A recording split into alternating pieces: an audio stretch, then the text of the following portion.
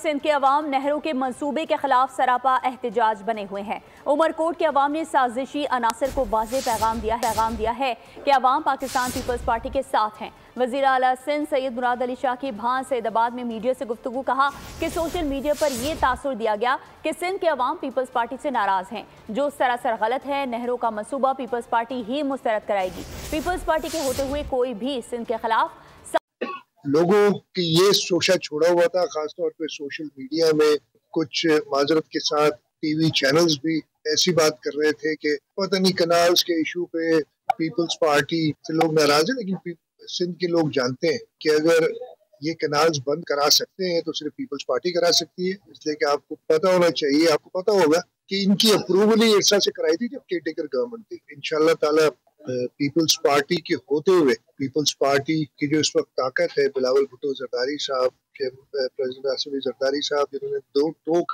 Parliament house में बात की है कि कनालों को मैं सपोर्ट नहीं कर सकता, तो उनकी जो सारी साजिशें वो नाकाम हुई। सब्सक्राइब करें और बेल दबाएं ताकि कोई खबर रह न जाए।